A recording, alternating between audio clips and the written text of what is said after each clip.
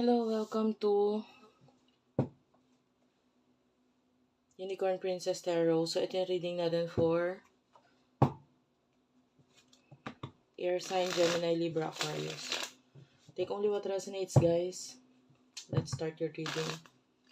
Para sa mga gusto mong personal reading, Madam P, Facebook page namin. Unipray para sa mga products na available sa amin. Yun yung TikTok shop namin, okay? Let's start. For the sign of Air Sign, Gemini, Libra, Aquarius. Yeah, this is your energy. Four of Swords, Ace of Swords. Okay. Ang bigat ng energy mo. Nakakaramdam ako ng may iniisip ka na someone na nakakapagpalungkot or nakakapagpasakit sa'yo.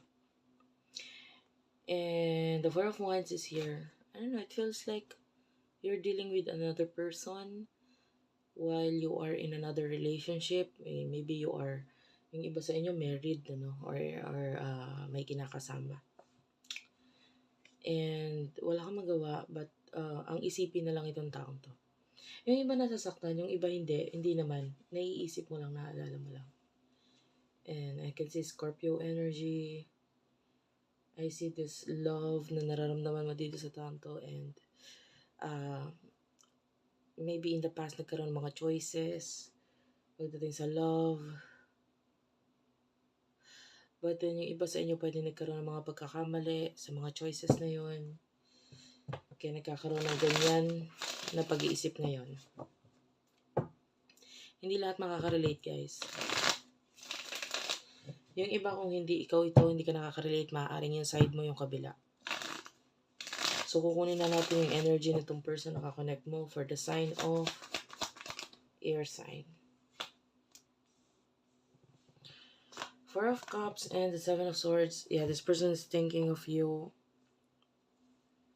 a lot. Katulad mo, no? Pero siya natatakot siyang mag-take ng risk. Nandun yung love niya din sa'yo. Pareho kayo. Pero nandun yung parang with the Seven of Swords. I don't know kung pareho kayo nasa relationship. Kasi yung iba ganun ang situation. Pareho kayong nasa magkaibang relasyon.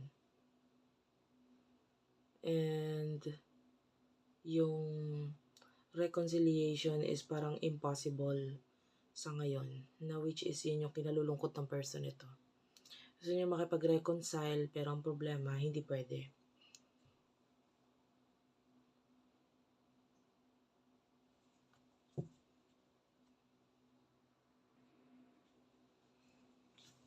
Emotions niyo sa isa't isa.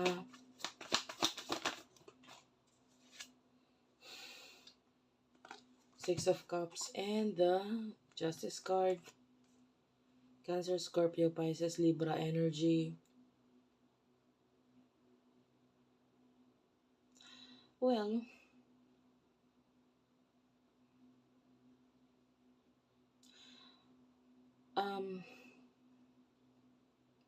I feel like nagiging totoo or tapat ka naman dito sa past.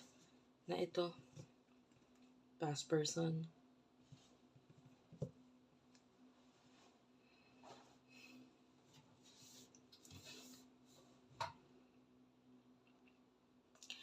Yung iba sa inyo may pagka-auto,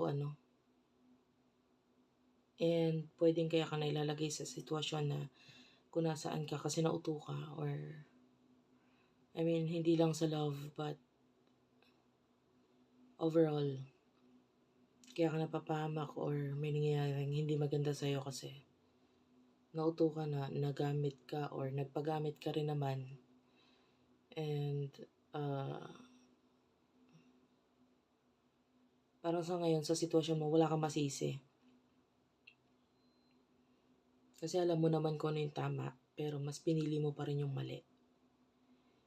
Okay, so by the way, pasensya ka na kung medyo mahina yung boses ko ngayon. Ano lang talaga, masakit kasi nalamunan ko, so Three of Cups and the Emperor. Cancer, Scorpio, Pisces, Aries energy. Taurus, Virgo, Capricorn.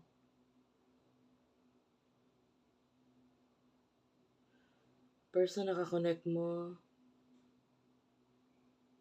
Gustong-gusto niya talaga makapag-reconcile. Gustong-gusto niya bumalik. Gustong-gusto niya makipag-communicate, connect, ganyan. Pero with the Emperor, I can see a father figure. Babae man or lalaki. So, kung may another relationship, pwedeng may anak na involved. So, one of the reason kung bakit hindi niya magawa yung reconciliation.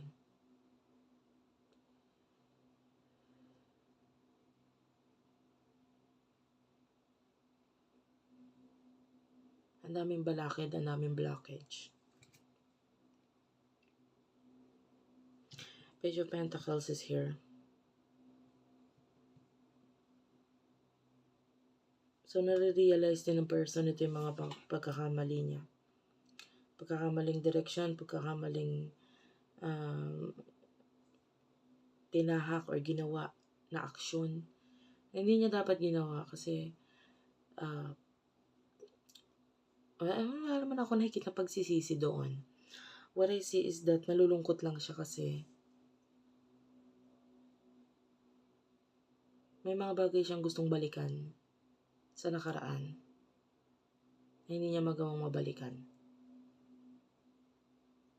Dahil sa kung ano yung sitwasyon niya ngayon.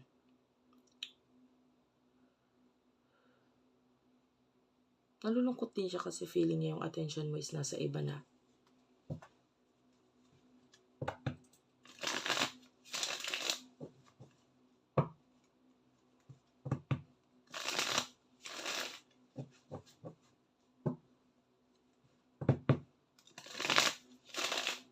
In the near future,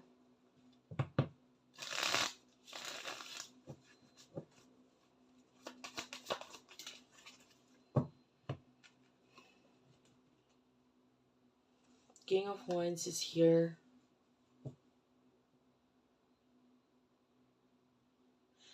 At tayo matututunan in the near future, I can see a lot of learnings. Talents, skills mo nag-i-improve. I really do like your energy. The moon is here. This is Pisces energy. Maganda dito, mas ginagamit mo in the near future yung intuition mo. Mas ginagalingan mo, kumbaga. And kasi in the past, hindi mo ginamit yung intuition mo eh. Ngayon, mas nakikita natin na mas ginagamit mo na yung intuition mo na mas nakakatulong sa'yo kung bakit naiiwasan na itong mga panloloko sa'yo or panggagamit sa'yo kasi mas ginagamit mo intuition mo. In the near future, pagdating sa person mo, you do have the King of Cups, Eight of Wands, and the Two of Pentacles, Taurus, Virgo, Capricorn, Cancer, Scorpio, Pisces.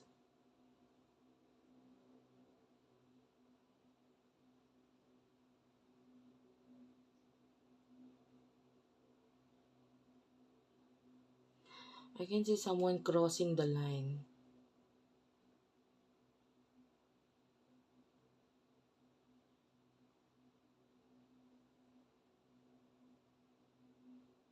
So, pwede may mga gagawin tong person na to na alam niyang hindi pwede pero gagawin niya pa rin.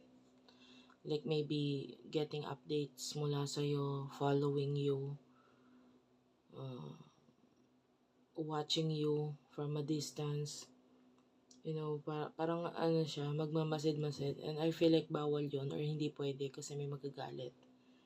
The Eight of Wands is here, so I feel like nakikita ng person na to na nagiging walang direction yung buhay niya in the near future because dun nga sa mga pangit na choices niya in the past. The moon is here. This is actually in reverse. Madalang ako magbasa ng reversal. Naramdaman kay reversal dito. So, nakakita tayo dito ng secrets. Maaaring magsikreto itong person na to ng mga bagay na may kinalaman sa'yo na hindi pwede.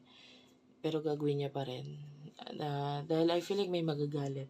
And the Nine of Pentacles is here, Taurus, Virgo, Capricorn. So, nandun yung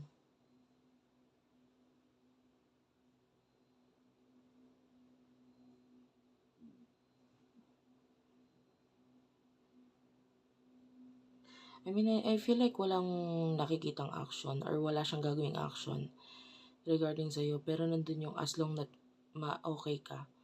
As long na nababaltaan ko or nalalaman kong okay ka, masaya ka, I'm happy for you. That kind of energy. And you will be this person's wish na parang hindi niya makukuha or mahirapan siya makuha. Okay.